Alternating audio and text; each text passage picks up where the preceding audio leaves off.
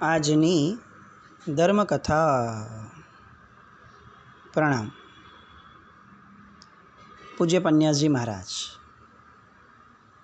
દિવસોના દિવસોથી આપણે એમની સતત ધારાની અંદરમાં વહી રહ્યા છીએ. એમના દ્વારા જગત ઉપર થયેલા ઉપકાર આપણે ગઈકાલે જોયા શ્રાવકો દ્વારા. ફરી એકવાર એમની કેટલીક અનુપ્રેક્ષાની ધારામાં જવું એ આપણા બધા માટે પણ ઇષ્ટ એટલા માટે છે કારણ કે એમનું ચરિત્ર એ જો એમની અનુપ્રેક્ષા વગરનું રહે ને તો કદાચ એ ચરિત્ર જ નથી. દરેક વ્યક્તિની એક લાક્ષણિકતા હોય. સાહેબની આ લાક્ષણિકતા એમની અનુપ્રેક્ષાઓ, એમને જગતને જે આપ્યા છે વિચારો, એ કદાચ આપણે એમ કહી શકીએ કે જો એ ન હોત તો આ વિચાર આ જગતને ક્યારેય પ્રાપ્ત જ ન થયો હોત. એ કહેવામાં પણ કદાચ અતિશયોક્તિ નથી. જેમ જેમ અંદરની સાધના વધતી જાય તેમ તેમ એમની અંદરમાંથી જે વિચારો નીકળતા જાય. અને એ સમયના લોકો બળભાગી હતા કે જે આ શબ્દોને પોતે એમના મુખેથી સાંભળી શકતા હતા. અત્યારે આપણે કદાચ ઓછા પુણ્યવાળા કે શબ્દ દેહને આપણે સાંભળવો પડે છે, એમના દેહના શબ્દને નથી સાંભળી શકતા. પૂજ્ય દેવચંદ્રજી મહારાજ એમનું જ્યારે એમણે અનુભવન કર્યું એમના સ્તવન આદિનો, અને પછીથી જે આત્માનુભૂતિ એમને થઈ અને એ પ્રક્રિયા જે પોતાને થઈ એ એમણે જ્યારે જગતને સમજાવી અને આ જગતને એક માર્ગ મળ્યો, એવું વ્યક્તિત્વ પૂજ્ય દેવચંદ્રજી મહારાજ કે જે અહીંયા તો આવી બધી રચનાઓ એટલા માટે જ કરી શક્યા કારણ કે એ માર્ગ ઉપર હતા, એ અનુભૂતિના સ્તર પર હતા. અને એ સ્તરના કારણે આ ભાવમાં અહીંયાથી કાળ કરી અને મહાવિદ્ય ક્ષેત્રમાં જન્મી, દીક્ષા લઈ, કેવળ જ્ઞાની બની સિમંદર સ્વામી ભગવાન સાથે અત્યારે વિચરી રહ્યા છે. એ જે આખી એક ઉર્ધ્વગમનની ધારા થઈ, એના મૂળમાં કેટલીક આત્માનુભૂતિ જે અહીંયા એમને હતી, પ્રાપ્ત કરી હતી એવું તો ન કહી શકાય કારણ કે પ્રાપ્ત હશે જ. એમના સ્તવનોની સંરચનાઓ સાંભળીએ તો એમ જ લાગે કે આ કદાચ સાવ નિકટનો જીવ કે જે કેવળ જ્ઞાનની નજીકની અનુભૂતિઓથી જ આ લખી શકે એવા એમના પદો. સામાન્ય વ્યક્તિને તો કળવા પણ મુશ્કેલ પડે એવા પદો. એ પદોના આધારે 8 પગથિયા ગઈકાલે આપણે જોયું હતું. આદર, બહુમાન, રુચિ, વીર્યસ્ફૂર્ણા, રમણતા, તન્મયતા, તદ્રૂપતા અને એકત્વતા. આમાંનું એક પણ પગલું આગળ પાછળ થાય તો સિદ્ધિ ન મળે. પરમાત્માના સ્વરૂપમાં 8 અંગો પ્રાપ્ત થાય શુદ્ધ આત્મા ચૈતન્યને, અને એના કારણે અરિહંતપણાની જે સાધના છે એ એકદમ સુગમ અને સરળ બને. સૌથી પહેલું આદર. જેના પ્રત્યે આદર થયો છે એના પ્રત્યે હવે બહુમાન ઊભું કરવાનું. આ બધા માનસિક વિષયો છે. આ કાયિક રીતે તો કદાચ રિફ્લેક્ટ થાય પણ મૂળમાં અંદર થાય. આદર મનમાં પ્રગટે, બહુમાન મનમાં પ્રગટે. હવે જે વિષય પર બહુમાન પ્રગટ્યું છે એમાં વધારે ને વધારે રસ પેદા થાય એટલા માટે એની રુચિ પ્રગટે. એ રુચિ એ પણ મનમાં પ્રગટે. ત્યારબાદ વીર્યસ્ફૂર્ણા એટલે કે ઉલ્લાસ. એ ઉલ્લાસ પ્રગટે એટલે હવે જેની રુચિ છે ને જેમાં ક્રિયારત બનવાનું છે એની અંદરનો એટલો બધો ઉત્સાહ ભળે કે કંઈક અનોખું ને અલગ પ્રાપ્ત થયાની અનુભૂતિ આપે. એના કારણે આજુબાજુની દરેક વસ્તુઓ કે જે ક્ષુલ્લક લાગે, ક્ષુદ્ર લાગે, એ બધી વસ્તુઓને ત્યાગવાનું સત્વ પ્રગટે. અને એના કારણે જે વસ્તુ સેવીએ છીએ એની અંદરમાં રમણતા એટલે કે એની અંદરમાં જ ભમવું, આપણું મન અને આપણું તન એમાં જ ભમ્ય રાખે, એ જ જાણે આપણું જગત છે, એ અનુભૂતિ એટલે રમણતા. એ રમણતાના કારણે ઊભી થાય તન્મયતા. તન્મયતાના શબ્દને સંસ્કૃતમાં ખોલીએ તો તન એટલે આ તદ ધાતુ પરથી આવેલું તદમયતા. તે વસ્તુની અંદરમાં સંપૂર્ણપણે અંદર ઓળઘોળ થઈ જવું, એ તન્મયતા. તન્મયતા જેમ જેમ આગળ વધે એમ તદ્રૂપતા આવે. હવે તન્મયતા અને તદ્રૂપતામાં શું ફરક? તન્મયતામાં આપણે સામા પદાર્થની અંદરમાં ભળ્યા, જ્યારે તદ્રૂપતામાં આપણે સામા પદાર્થ જેવા થઈ ગયા, એના જેવું જ રૂપ થઈ જાય, તે તદ્રૂપતા. એ ચિત્તમાં એવું અનુભવન થાય કે હું જ આ છું. પહેલાં જે સોહમ હતું કે તે હું છું, એ હવે પૂર્ણપણે અર્હમ, હું આ જ છું, હું જ છું આ. અને પછી એના કારણે જે આવે તે એકત્વતા. આ રીતે 8 પ્રકારો. આ લેવાનું કારણ આ છે. આપણને છે ને આરાધના માર્ગ હજી કદાચ મળ્યો છે. અત્યારે જગતમાં સાધના માર્ગ કંઈ સાંભળવા નથી મળતા. ભલે આપણે આ નામથી બધાને સાધના કહી દઈએ, પણ આપણે પોતે સમજીએ છીએ કે સાધના અને આરાધનામાં બહુ મોટો ભીષણ અંતર છે. એ એક જ શબ્દનો પર્યાય નથી. એ આરાધના એ છે કે જે ક્રિયાથી ઉપર ઉઠે. આપણે જે કરીએ છીએ તે ધર્મક્રિયા. સૌથી પહેલાં તો સ્ટેજ આવે ક્રિયા, પછી ધર્મક્રિયા. એ ધર્મક્રિયા કરવાથી જે અંદરમાં એક ભાવ પ્રગટે, એ આરાધક ભાવ. પણ એ આરાધક ભાવ ક્યારે પ્રગટે? જ્યારે એ આરાધના સ્વરૂપે થયું હોય તો, ક્રિયા સ્વરૂપે થયું હોય તો નહીં. એટલે હવે પ્રશ્ન થાય કે ક્રિયા અને આરાધનામાં શું ફરક? તો જેમાં બાહ્ય શરીર ભળ્યું હોય તે બધી જ ક્રિયા, જેમાં મન ભળ્યું હોય અને મનના ભળવાથી મનની એકાકારતાની દિશા, એની રુચિ પ્રગટી હોય, તે આરાધના. અને આરાધનામાં આગળ વધતા જે મળે તે સાધના. અહીંયા આ બધા દ્વારા આપણે એક વસ્તુ પ્રસ્થાપિત કરી રહ્યા છીએ કે આ બધો જ આંતરિક વિષય છે. ધર્મ એ આંતરિક વિષય બહુધા છે. એ બાહ્યપણે રિફ્લેક્ટ થાય, પણ જો એ અંદર પરિવર્તન ન કરતું હોય, અંદરના તત્વને ભળાવતો જ ન હોય, અંદરમાં કંઈ હલચલ ન થતી હોય, અંદરમાં એના સાતત્યપૂર્વકનું સ્મરણ ન થતું હોય, તો એ બાહ્ય બધું જે પણ છે એ કંઈક બીજું છે. અને એના કારણે આ અંદરમાં ઊભું કરવાની જે વાત પન્યાજી મહારાજે મૂકી હતી, એ ધર્મની અને મોક્ષ માર્ગની કેડી હતી. કોઈ કેડી વગર હાઈ જમ્પ કરીને ક્યારે પણ મંઝિલ સુધી પહોંચી ન શકે. એટલે આ સરસ મજાની વાત 8 અલગ અલગ પગથિયાની. સાહેબ બહુ સરસ કહેતા કે પ્રભુનું નામ લેવાથી જે નાદ પ્રગટે છે, એનાથી આત્માનું શુદ્ધિકરણ થાય. એની સાબિતી શું? તો કે ઘંટનો રણકાર ફેલાય ત્યારે ઘંટ વાગ્યો છે અને ઘંટના કારણે રણકાર ફેલાયો છે. જેટલું સત્ય છે એટલું જ સત્ય છે કે પ્રભુનું નામ લીધું છે અને એમાં નામસ્મરણના જે બિંદુઓ છે જેનું ઉચ્ચારણ થાય છે, એનાથી એક આંદોલન ઊભું થાય છે. એ આંદોલન જે છે એ કાર્ય કરે છે. કોઈ પણ વ્યક્તિને વ્યક્તથી અવ્યક્તમાં જવું છે તો ત્યારે એને નામસ્મરણ દ્વારા જવું પડે. આ નામસ્મરણની અનુભૂતિ શું? મેં ભગવાનનું નામ લીધું તો હું એવું કઈ રીતે જસ્ટિફાઈ કે પ્રૂવ કરી શકું કે મેં લીધું છે? તો કે એની સાબિતી હોય. શું? તો કે જે ભગવાનનું નામસ્મરણ કરે એનામાં માંગવાની વૃત્તિ તૂટે અને આપવાની વૃત્તિ ખીલે. કેમ? કારણ કે તમે એમનું નામસ્મરણ કર્યું છે કે જે અર્યંત છે, જે ફક્ત આપે જ છે. તો એના નામસ્મરણનું પરિણામ શું આવે? ફળશ્રુતિ શું? ઇફેક્ટ શું? બધું એક જ, કે માંગવાની વૃત્તિ તૂટે અને આપવાની વૃત્તિ ખીલે. એટલે સાહેબ પ્રવચનની અંદરમાં એક પંચલાઈન આપતા, આપે તે આગળ વધે, માંગે તે નીચે ઉતરે. આપણે અત્યારે દરેક પદાર્થ અને વ્યક્તિઓ આગળ ફક્ત માંગીએ છીએ. પદાર્થ, વ્યક્તિ, પરિસ્થિતિ બધા આગળ ફક્ત માંગવાનો ધંધો છે. આની જગ્યાએ આ મળે તો આપો, સારું. આનો કંઈક આધાર મને મળી જાય તો સારું. આ સગવડથી મને સુખ મળી જાય તો સારું. આ પંખાથી મને ઠંડક મળી જાય તો સારું. આ એસીથી મને આ મળી જાય તો સારું. બધે માંગણીઓ જ છે. આમ દરેક ક્ષેત્ર એવું કે જ્યાં આપણે માંગણીયા બનીને ફરી રહ્યા છીએ કે મને સુખ આપો, મને સુખ આપો, મને સુખ આપો. પણ ન મળે ને, કારણ કે જે અંદર છે એ બહારથી મળવાનું જ ક્યારે છે? સુખ અંદરમાં ઉતરનાર અને ભીતરની અનુભૂતિ કરનાર માટેનો વિષય છે. એ બહાર ચપ્પનિયું લઈને ફરવાવાળા માણસને ક્યાંથી મળવાનું? એટલે માંગે તે નીચે ઉતરે, પણ જે આપે તે આગળ વધે. ઈચ્છા રહિત થવાની ઈચ્છા એ જ મોક્ષ. જે જીવ પર પ્રેમ રાખે એને શિવ મળે. આ જગતની અંદરમાં નાનામાં નાનો કુંથુવાનો પણ જીવ છે ને, એ પણ ઈશ્વરીય શક્તિ છે. એટલે એનું પણ સન્માન થવું જોઈએ. સિદ્ધના જીવમાં તો એવી શક્તિ છે કે એના બહુમાન માત્રથી જીવને મોક્ષ મળી જાય. પણ એ બહુમાન પ્રગટવું જોઈએ, પ્રગટાવવું પડે.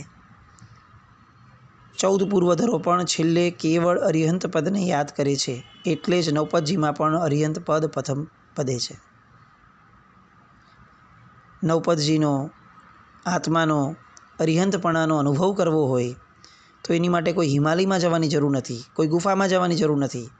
આપણી અંદરના એક પ્રશાંત અને પ્રકાશિત ઓરડામાં, ભીતરમાં, એમાં જઈ અને નવપદમાં ઉપયોગને સ્થિર કરીએ એટલે સ્વ આત્મા પ્રાપ્ત થાય. ધ્યેય નવપદજી છે. ધ્યાતા આપણો આત્મા છે અને ધ્યાનની પ્રક્રિયા ચાલુ થાય કે તરત જ ધ્યાતાનું ચૈતન્ય ધ્યેયની અંદરમાં નિષ્ઠ થાય. ધ્યાતાનો ઉપયોગ ધ્યેય કાર્ય પરિણમી જાય. બસ એ જ સમયે જીવ આત્મામાં નવપદનો અનુભવ કરી શકે છે. હવે આ બધી તો ઊંચા સ્તરની વાત થઈ. આપણે આપણી રૂટીન લાઈફની અંદરમાં આના સુધી પહોંચવું હોય તો શું કરવાનું? સાવ સામાન્ય વ્યક્તિ તરીકે તો સાહેબ કહેતા કે જીવો પ્રત્યે મૈત્રી, દુઃખી પ્રત્યે કરુણા, ગુણથી અધિક છે વ્યક્તિઓ એના પ્રત્યે પ્રમોદ એટલે કે આનંદનો ભાવ, ગુણહીન છે જે વ્યક્તિ આપણા કરતાં એના પ્રત્યે માધ્યસ્થ ભાવ, અને આ બધું જ જાળવી અને બધે જ ઔચિત્ય રાખવું, પ્રેમ રાખવો, ઉદારતા દાખવવી, દાક્ષિણ્યતા રાખવી, ગંભીરતા ઊભી કરવી, આ જ ખરો ધર્મ છે. કેવી બધી ધર્મની વ્યાખ્યાઓ આપણી માટે નીકળે. આપણે અત્યારે જે સાંભળીએ છીએ તે વ્યાખ્યાઓ અને આ વ્યાખ્યાઓ કદાચ બહુ જ ભિન્ન છે, પણ એટલું ચોક્કસ છે કે આ વ્યાખ્યાઓમાં ઊંડા નહીં ઉતરીએ તો અત્યારની જે વ્યાખ્યાઓ છે એમાં ઉપર છેલ્લા છબછબિયા કરી અને ફક્ત પુણ્યના માર્ગ ઉપર ચાલી અને મોક્ષનો જે માર્ગ છે એ માર્ગથી કદાચ અળગા થતા જશું અથવા દૂર થતા જશું, કંઈક અલગ રહેશું. સાહેબનું આ વિસલપુરની અંદરનું આખું એમનું આ બધી અનુપ્રેક્ષાનું જે ચિંતન, એનું બધી વાતોની એ બધી ધારાઓ નીકળી. ત્યાં પછી ઉપધ્યાન થયા. 500 આરાધકો ઉપરાંત 300 ભાવિકો બીજા આવ્યા બહારથી. ઉપધાન પછીથી સાહેબની તબિયત ફરીથી બગડી. પરિશ્રમ પડ્યો ઉપધાનનો કે જે પણ થયું, પણ તબિયત બગડી અને બાજુમાં જ શિવગંજથી સંઘજનો પધાર્યા અને વિનંતી કરી. સાહેબે સ્વીકારી પણ લીધી અને સંઘના લોકોને ખૂબ આનંદ થયો. પુણ્યોદય જાગ્યો એવું લાગ્યું, પણ સાહેબથી ચલાય નહીં બહુ અને દોડી કરવાનો તો પ્રશ્ન નહોતો. એટલે સાહેબ એકદમ ધીરે ધીરે ચાલે, એકદમ ધીરે ધીરે, પાપા પગલી ભરતા હોય ને એ રીતે માંડ ચાલી શકે, પણ છતાંય એવી રીતે વિહાર કરવા દ્વારા પણ એ શિવગંજ સુધી પહોંચ્યા. રસ્તામાં એક સાધર્મિક ભાઈ જે એમને વિહારમાં હારે હતા, એમને પૂછતા હતા કે આ શિવગંજ નામ કઈ રીતે પડ્યું? અને પેલા ભાઈ કે 11મી મે 1854ના દિવસે સિરોહીના રાજા શિવસિંહજી એણે થોડે દૂર નગર વસાવ્યું, એનું નામ શિવગંજ આપ્યું. અને ત્યાં વસ્તી વધે એટલા માટે પાલીથી નાગરિકોને લાવવા માટે, સિરોહી, સાંડેરાવ, વીરવાડા બધા ગામોમાંથી પણ કેટલીક વસ્તુ લાવવા માટે એમણે અહીંયાના ઘર માટેની જમીન 1 રૂપિયો અને 5 આના એટલામાં આપી દીધી. અને વ્યવસાય માટે બહુ મોટી કરની પણ જાહેરાત કરી, કરમાં રાહતની, જેના કારણે કેટલાય લોકો અહીંયા આવ્યા, દરેક વર્ણના, ધર્મના, જ્ઞાતિના. અને એમ કરતાં કરતાં આ વેપાર વિકસતા આ ક્ષેત્ર બહુ જ કેન્દ્ર મોટું બનવા લાગ્યું. સાહેબને તો આવું બધું ઇતિહાસ સાંભળવો બહુ ગમે. હવે મજાની વાત છું, શિવગંજનો આ ઇતિહાસ બહારથી એમણે સાંભળ્યો. શિવગંજ પહોંચ્યા, પ્રવચનની ધારા શરૂ કરવાની હતી. હવે શિવગંજનો જે ભૌતિક ઇતિહાસ સાહેબે લીધો છે એ અંદર ગયો, ઇન્ટેક થયો. આઉટપુટ શું આવ્યું? તો શિવગંજના એ પ્રવચનની અંદરમાં સાહેબે શિવગંજની બીજી વ્યાખ્યા મૂકી લોકોની સામે. શિવગંજ એટલે શું? તો કે શિવગંજ એટલે શિવંકર ભાવનાનો ગજ એટલે કે પુંજ, અથવા શિવનો ગંજ એટલે કે શિવનું બજાર. હવે શિવના બજારમાં શિવસુખ અને તેને આપનારી વસ્તુઓ સિવાય શું મળવું જોઈએ? એટલે તમને શિવગંજમાં રહેનારાને શિવનો એટલે કે કલ્યાણનો જ ખપ છે ને. તો હવે આજથી અશિવંકર એટલે કે જે ભાવનાઓ આપણી કલ્યાણ નથી કરતી આપણું, એ ભાવનાઓ કે વસ્તુના ગ્રાહક બનવાનું બંધ કરશો ને. રાગ, દ્વેષ, ઘૃણા, અપમાન, મોહ, આ બધું અશિવંકર છે. શિવ એટલે શું? તો કે જીવનું શુદ્ધ સ્વરૂપ. એટલે અશુદ્ધ કરનારા તમામ વિચાર, વાણી, વર્તનથી દૂર રહેવું. તો હવે નિયમ લો કે આ જીવન કામ, ક્રોધ, મદ, માયા, મોહ, મત્સર આ બધાનો ત્યાગ. અને જ્યાં સુધી આ ત્યાગ ન થઈ શકે ત્યાં સુધી જીન વાણીનું શ્રવણ ફક્ત એ જ આશયથી કરવાનું કે મારા આ બધા જ દૂષણો એ મારાથી દૂર થાય અને હું મારા આત્માનું શિવ એટલે કે કલ્યાણ કરી શકું. શું જબરદસ્ત ચિંતનની ધારા હશે સાહેબની. એક એક શબ્દમાંથી સાહેબ જે રીતે કલ્યાણ ગોતતા, આત્માનો માર્ગ ગોતતા, મોક્ષની અનુભૂતિઓ કાઢતા, એ સાંભળીને ખરેખર એવું લાગે કે શુભ વ્યક્તિઓને મળેલું નિમિત્ત, એ નિમિત્તમાં કાંઈ દમ હોય કે ન હોય, પણ પોતે જેનાથી વાસિત છે ને એ તમામ વસ્તુઓ એ એની અંદર ઓળઘોળ કરી દે અને નિમિત્તને પણ શ્રેષ્ઠ બનાવી દે. સાહેબની તબિયત બહુ શ્રેષ્ઠ ન રહી. કુશળ વૈદરાજોને બધા આવવા લાગ્યા, પણ સાહેબને તો અત્યાર સુધી લગભગ દવાઓ લીધી ન હતી, એટલે એ ધારામાં જવાનું મન ન હતું. પણ હવે કથળતી તબિયત એવી થતી ગઈ કે હવે અનાજ લેવાનું પણ શક્ય નહોતું બનતું. રોગના હુમલાઓ વારંવાર આવતા ગયા અને એના કારણે કેટલીક શરીર ઉપર અસર છોડતા ગયા. પણ આ બધું હસતા હસતા સમભાવે સાહેબ સ્વીકારતા રહ્યા.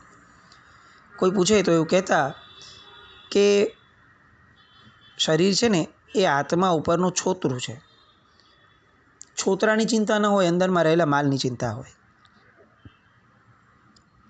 પણ લોકોને તો સાહેબનું શરીર પણ આલંબન, એટલે શિવગંજના અનેક લોકો સાહેબને વિનંતી કરતા કે સાહેબ આ રીતે નહીં, કોઈ વિશેષ દવાઓ દ્વારા જ સાહેબ આપ આગળ વધો.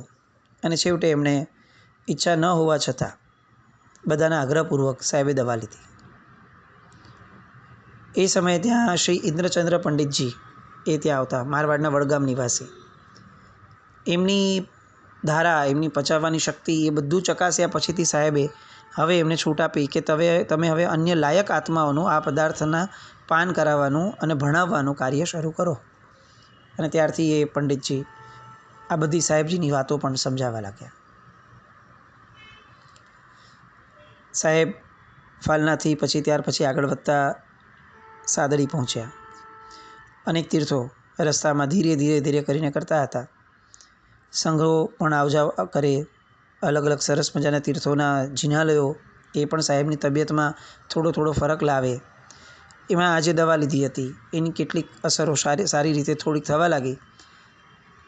અંતે લુણાવામાં ચંદનમલજી દેવીચંદજી પરિવારે ઉપદાન કરવાની ભાવના વ્યક્ત કરાવડાવી. સાહેબજીએ સંમતિ દેખાડી, પણ એમ કીધું કે એક જ સમુદાયના વડીલ આચાર્ય બાજુમાં હોય ને વિનંતી ન થાય તો એ વિનય ચૂકાય છે, અને એ વિનય વગર તો મારાથી નહીં બને. કારણ કે લુણાવાની બાજુમાં આગળ જ પૂજ્ય જંબુ સુરીશ્વરજી મહારાજા બિરાજમાન હતા. પેલા પરિવારને એવું કે નહીં સાહેબ, મારે આપને મુખ્યમાં રાખીને નહીં, આપની નિશ્રામાં કરવું છે, કારણ કે આચાર્ય ભગવંત આવે તો આપ પછી પન્યાસી ભગવંત છો. એટલે પન્યાસી મહારાજના આદરભાવના કારણે એમણે એમ કહ્યું કે નહીં સાહેબ, આપની નિશ્રામાં કરાવવા છે. અને સાહેબે બહુ જ પ્રેમથી સ્પષ્ટતાપૂર્વક કહી દીધું કે તો પછી આપણે ઉપદાનને બીજાની નિશ્રા ગોતી લો, મારી શક્યતા ઉપદાનમાં નહીં ગણતા.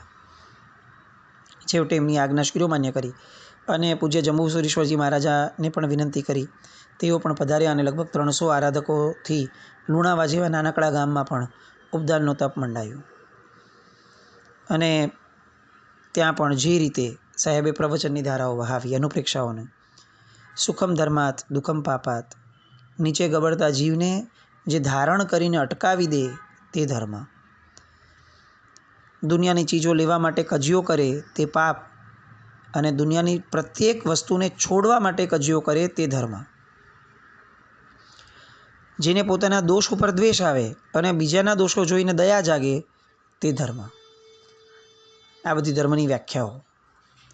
સંસાર ક્ષેત્રે ભવિતવ્યતા અને ધર્મ ક્ષેત્રે પુરુષાર્થને આગળ કરીએ તો જ ધાર્યું પરિણામ મેળવી શકીએ. ધર્મના ક્ષેત્રે ક્યારે પણ પુણ્ય, ભવિતવ્યતા આ બધા શબ્દોનું કોઈ વજૂદ નથી. ધર્મના ક્ષેત્રમાં પુરુષાર્થનું વજૂદ છે. કયા પુરુષાર્થનું? તો કે માનસિક પુરુષાર્થનું. કાયિક પુરુષાર્થ થઈ જાય, મૂળમાં માનસિક પુરુષાર્થ ઊભો કરવો પડે. મૈત્રી આદિ ભાવનાઓના વારંવાર અભ્યાસથી આરાધનાઓ દ્રઢ બને છે, અને એના કારણે આપણી વૃત્તિઓમાં ક્રોધ, દ્રોહ, ઈર્ષ્યા, અસૂયા આ બધું નબળું પડે છે. પ્રારંભે થોડું કષ્ટ અનુભવાય, પણ પછી સુખ જ સુખ હોય એવા માર્ગમાં જવું જોઈએ. અને પ્રારંભમાં સુખ અનુભવાય જે આભાસ હોય અને પછી દુઃખની પરંપરા હોય એ અધર્મનો માર્ગ છે, ત્યાં ન જવું જોઈએ. આવા આગમ વચનોની શ્રેષ્ઠ અનુપ્રેક્ષા સાહેબ કહેતા ગયા. નય વિત્તાશયે પરમ. આ સૂત્ર મુજબ કોઈને પોતાના કારણે તકલીફ ન પડે એવું જીવન સાહેબ જીવતા. જંબુસુરી મહારાજ સાહેબ જે હારે હતા એમના શ્રમણ ભગવંતોને ક્યારેક તાવ આવે તો સાહેબ ત્રિભુવન કીર્તિ રસની ગોળી લેવાનું કે, કોકને દમનો હુમલો થાય અથવા માથું ફાટી જતું હોય, આ પેટમાં આગ લાગી જાય, આ બધું થતું હોય તો સાહેબ પોતે એ સમયે આયુર્વેદિક દવાઓને ગૌમૂત્રની અંદરમાં લસોટી માવો બનાવડાવે અને પછી એમને આપે તો એમના બધા રોગો દૂર થતા જાય. જાણે એવું લાગે કે આ હિમાલયના કોઈ યોગી ઔષધિનું જ્ઞાન લઈને આવ્યા હોય.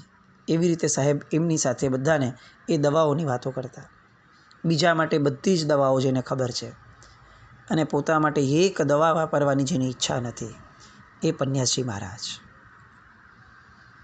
ક્યારેક ગોચરીમાં સાકર કે નમક નાખવાનું ભૂલાઈ ગયું હોય, શિષ્યો તો હોંશેથી ગોચરી લઈ આવે, પણ જેવું શિષ્યો વાપરે એટલે તરત ખ્યાલ આવે કે આ તો સાહેબે વાપરી લીધું અને આ તો વાપરવા આપણે બેઠા ત્યારે ખબર પડી કે આમાં તો જરાય મીઠું નથી. અને પછી પૂછે મુનિવરો કે સાહેબ શું થયું, કેમ આપણે આવી બિસ્વાદ ગોચરી વિશે કંઈ કહ્યું નહીં? અને ત્યારે પ્રેમથી કહે કે પૂતગલને ભાડું આપવાનું હતું, પૂતગલને ખાઈ લીધું, એ પૂતગલને જરૂરી પોષણ મળી ગયું, આપણે તો સાક્ષી બનીને જોવાનું હતું, એમાં પ્રશંસા શું ને ફરિયાદ શું? જાણે શરીર સાથે સોદો કરવાનો હતો કે હું તને ખોરાક આપીશ તો તું મને સાધના કરવામાં સહાયભૂત થજે. મારું કામ તને ખોરાક આપવાનું છે, સ્વાદ આપવાનું નહીં. આવી બધી વાતો સાહેબની કે જે આપણે તો અત્યારે ચીઝ બટરની બાધામાં આનાકાની કરવાવાળો આપણો આ વર્ગ અત્યારનો, એ છેક સ્વાદની લોલુપતા છોડવા સુધીના, આહાર સંજ્ઞા તોડવા સુધી તો ક્યારે પહોંચશે? પણ આવું આલંબન સાંભળ્યું છે તો આપણે પોઝિટિવલી એવું વિચારીએ કે આપણે જીવનમાં ક્યારેક આ સ્તર ઉપર પહોંચવાના પાપા પગલી ભરી અને કૂદકા મારીને પણ કંઈક પ્રયત્નો કરશું.